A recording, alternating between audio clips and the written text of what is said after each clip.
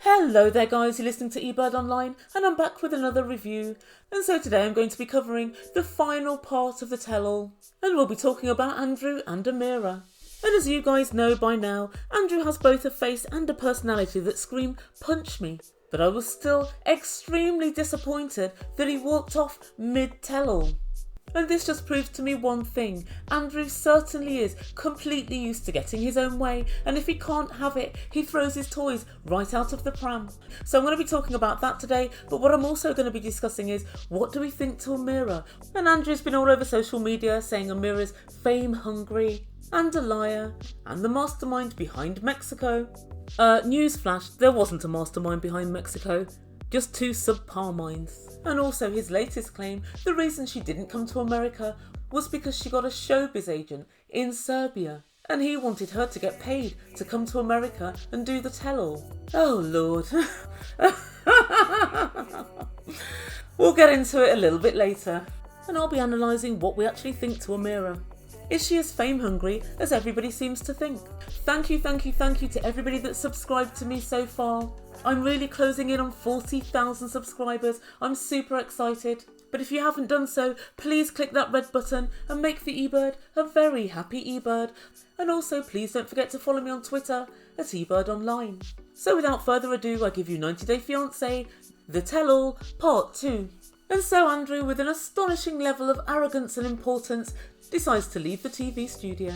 However, he is doing an extremely slow walk. A funeral march, if you will. In fact, to be fair, he's walking so slowly, he's almost walking backwards. And producers are trying to talk to him as he leaves. But he says he refuses to do the tell-all if he can't talk directly to Amira. And so as he walked out, Julia said, "I now feel so sad about him. When I first saw him, I didn't like him at all. But he's all alone." And the fact that Julia is now on Andrew's side absolutely confirms to me that Amira's probably right. And then up pipes Jovi, the obtuse. And he said, they're from a distance, so it's really not a big deal. Jovi, he's a manipulator. She feels manipulated by him. She hasn't claimed that she's scared he'll hit her, but she no longer wants to have to deal with him. And the more I say of Andrew, the more I realise Andrew's just Colt in a different font. He's one of those people that's oh so innocent and manages to convince people this person's crazy. And he manages to convince people 2 + 2 is 5. But finally, the veneer slips, the mask is off, and you realise they're full of crap. And everybody's busy agreeing with Jovi saying, yeah, it's no big deal. But then Rebecca pointed out, well, there's one thing that I think was a problem. He said, I only came here to confront Amira. And she said, I don't know why, but there's something kind of sinister about that statement. And Brandon agreed. And guys, I started to think about this. Initially, I thought, you've all signed on to a TV show. You're all under contract to do a tell-all. However, there have been other tell-alls previously when two people are on bad terms and they don't want to be in the same room. I remember Jesse wanted to have all of the cast there except for Darcy.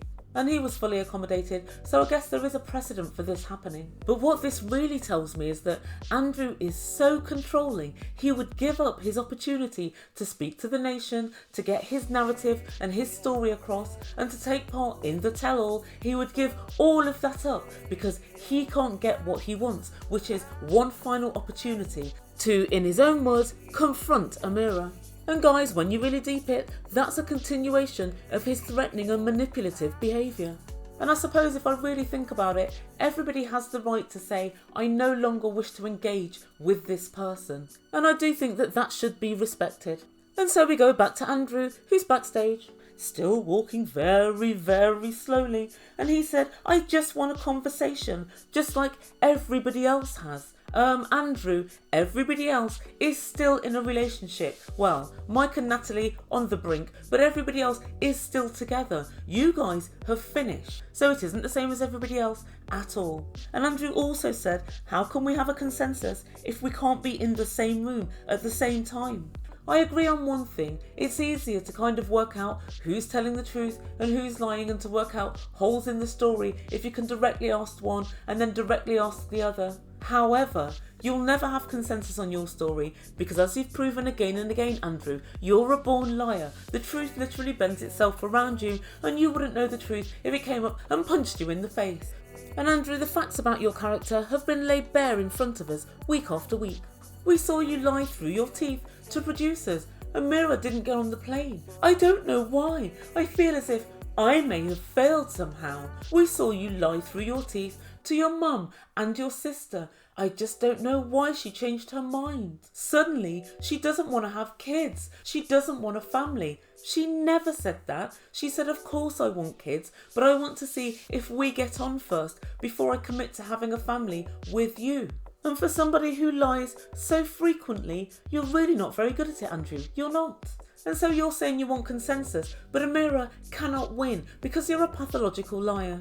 I'm fairly unhappy that this whole segment of the tell-all didn't really happen. But there is one thing that I'm very happy about, and that's the fact that Andrew's unhappy. That makes me very happy. And I'm not quite sure, it's just something in the way that production handled Andrew and were very sort of steadfast in the fact that they would not let him speak with Amira.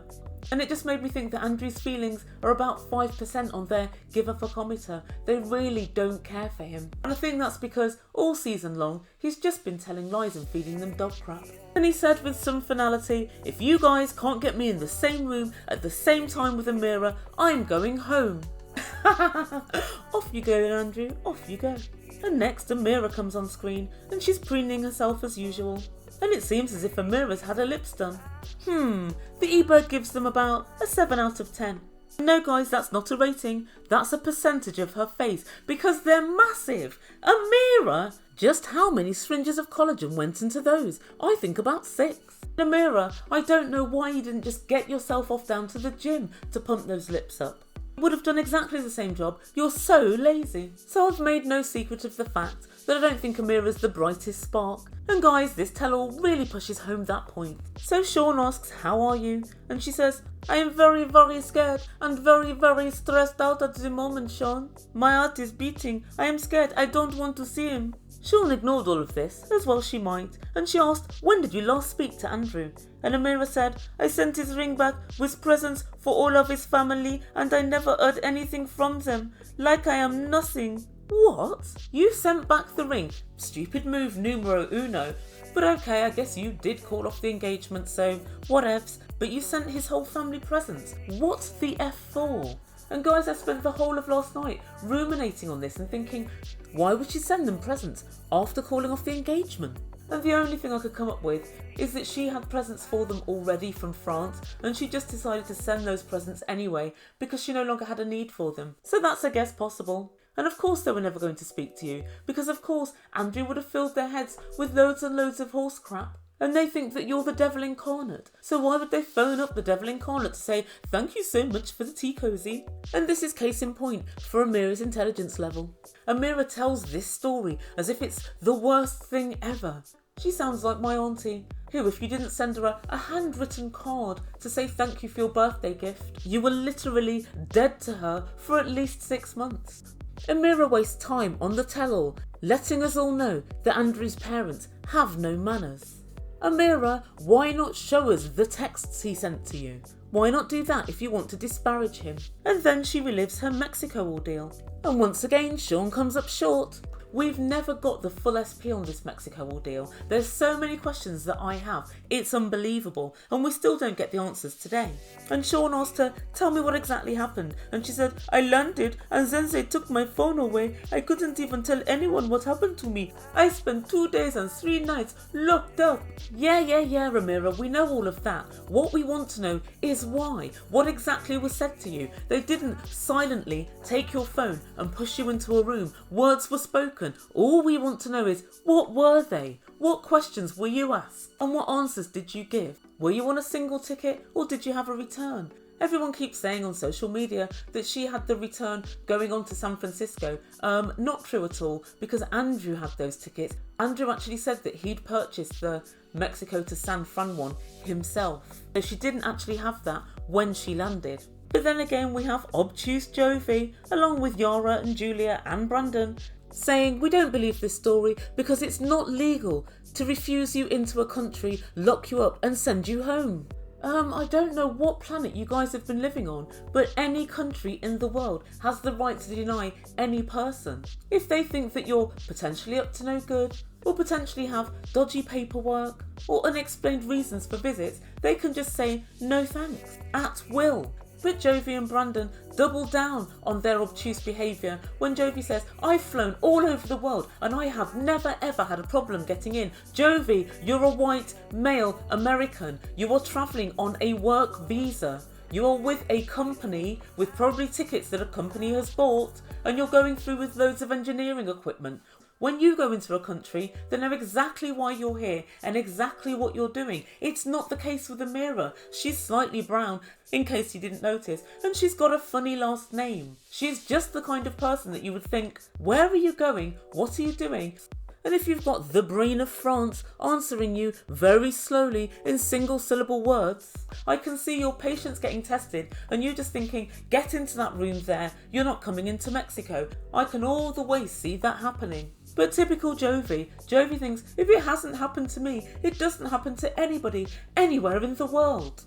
But Sean asks her no questions about her detention at all. And this greatly upset me because basically all we know about this so-called detention is there were tables which were glued to the floor and the chairs were glued to the floor and it was freezing cold and I didn't have my phone, I didn't have Instagram, I didn't have Twitter and I didn't have my TikTok. It was a nightmare. Literally, that's all we know about this Mexican jail hellhole, i.e. nothing. I wanted much more questioning, Sean, much more questioning. And then Sean said, when you got to Amsterdam, did you have any messages from Andrew? Who the F cares if Andrew had called her in Amsterdam? But then she answered, no, I didn't have any. I got no messages at all. I had no messages saying, baby, are you safe? Baby, did you land? Tarik found this very strange and he said, so when you got out of detention and you got your phone back, you had no messages at all? And she said, I had barely nothing, no. What? Barely nothing? So she went from having no messages whatsoever to barely any messages. And she said, my phone was not full of messages.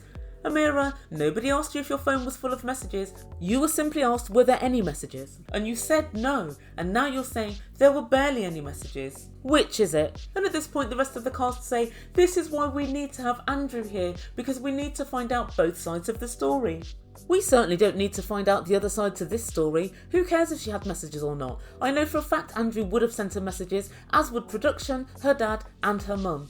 So to say no messages was simply not true. Again, she's trying to paint Andrew in a bad light, but you're choosing things that literally nobody cares about. And so the whole of the cast said, Amira, you've got to let Andrew in. And she said, no, I can't do it. And then outside the producers were standing around Andrew's car and he was sitting there still shaking his magician's hair. And he said, I'm literally here for the tell-all. I'm not walking back in that room unless Amira is willing to speak to me. Andrew, don't you realise they cannot make Amira speak to you if she doesn't want to? And back in the studio, Natalie was saying, give Andrew a chance, it would only be fair. How interesting, Natalie seems to understand the concept of being fair. I wasn't aware she did. But Amira said, no, I'm going to have a panic attack, I just can't do it. And then everyone discusses, well, Andrew seems like a really calm guy. He doesn't seem like the kind of guy to yell. Amira has never said that he's yelled at her, and I don't think he probably has. I think he's just ultimately extremely manipulative and nasty with his words. Obviously things like this only work on a certain type of person. And I'm not saying that to kind of look down on Amira in any way at all. I just mean that there's some people who are more susceptible to someone's nasty or cutting remarks than others. And then Amira said that Andrew spent the whole of the last night talking about having children. And then she said something which kind of made sense to me, and I don't know why, but I believe it. He said to her that he wanted her to get pregnant immediately before the 90 days were up. Otherwise he wouldn't marry her. So basically what Andrew wanted was an absolute guarantee that if I bring you to America, we will definitely be together long term and you will have my child. And it kind of makes sense to me that that's why she didn't go. And he still keeps pushing this narrative that Amira's changed her mind. She doesn't want to have kids. And I'm absolutely sick of hearing this because Amira never said she didn't want to have kids. She didn't want them straight away. It's so simple. And Amira said herself, I want to have kids, but not under that pressure. And then Rebecca said something quite interesting as well, which again points to the fact that Andrew's a massive liar.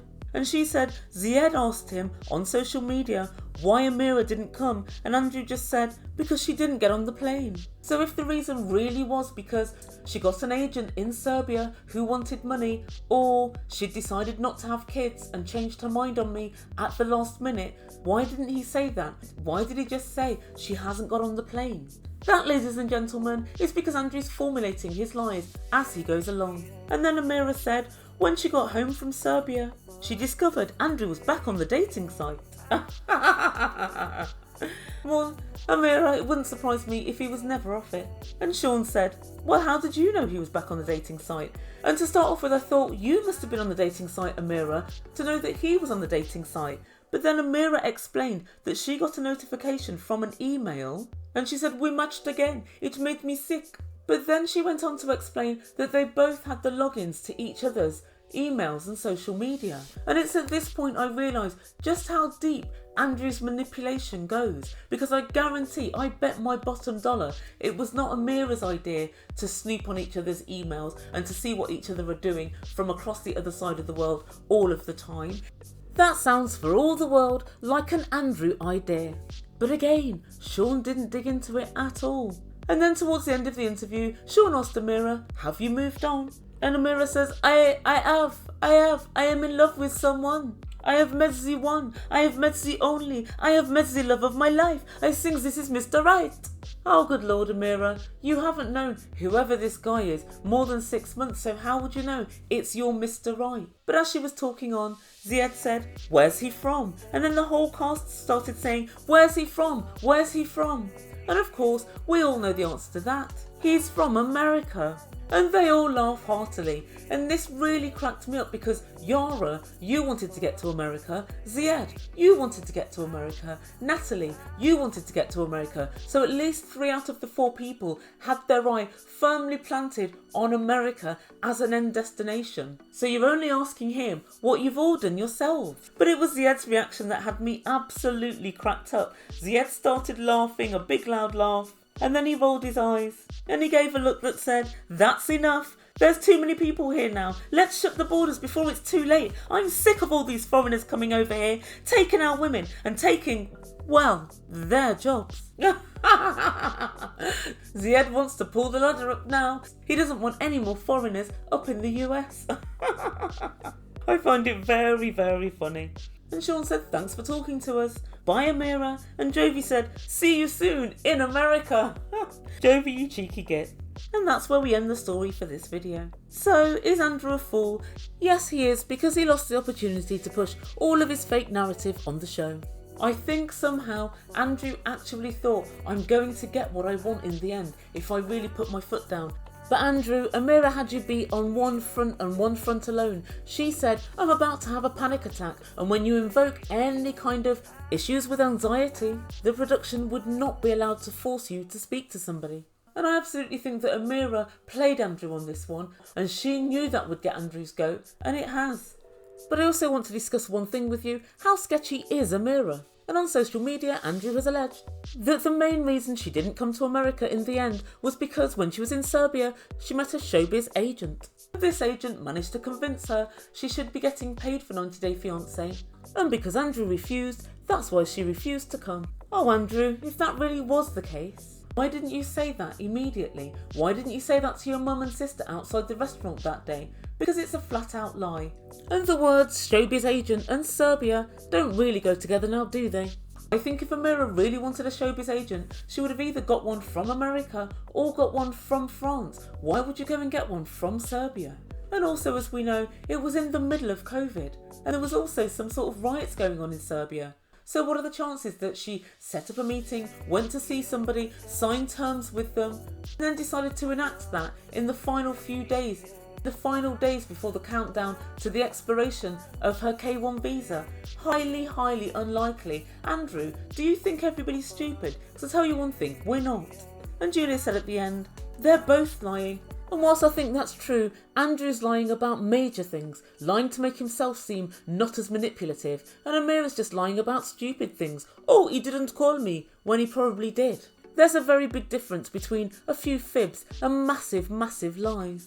Is Amira culpable? Yes. You said you didn't want to go to Mexico, but yet you still went. You said you didn't want to go to Serbia. Again, you still went. So you can't blame everything on Andrew. And then, in tune regarding relationships, and budding psychologist Mike points out, she says she's scared of Andrew, but she's got a new boyfriend. Mike, you can still be scared of an ex and be with somebody else. Those two things are not mutually exclusive. And Jovi keeps going on and on saying, there are holes in Amira's story. I just don't believe that she got caught up in Mexico. The only thing Jovi can't understand is, when I've been to spring break in Mexico, I've just got straight in. So if I can get straight in, I don't understand how it could possibly be different for anybody else. And guys, when he was saying this, all I could think is, I feel very, very sorry for Yara having to deal with a klutz like this for the rest of her life. But I believe that there are holes in Amira's story, but they're not massive holes. They're just things that nobody's asked the right questions about, or things that seem a little strange but could be explained away by Amira saying something like, I am here to meet Andrew, the love of my life, and he will take me to a new life in America, when she stood at the Mexican border. That wouldn't surprise me at all. But do I believe that the main driving force between Amira's relationship with Andrew was her drive to get to America? Yes, I do. I'm not saying she wasn't in love with Andrew and she didn't want to make a life, but I believe her driving force was America. So Amira has a new man, and meanwhile, Andrew is still fancy free. Guys, I think Andrew's just one rejection away from going on an extended holiday to Thailand with Tarik to find a new wife. Guys, let me know what you think about Amira. Do you think that she was fame hungry? And what do you think of Andrew walking out of the tell-all without managing to say anything? Please let me know down below, and thank you guys so much for listening. Please don't forget to subscribe to my channel. It's a good time over here. I'll be back very soon with my final part of the tell-all special. You've been listening to Ebird Online, and I bid you good day.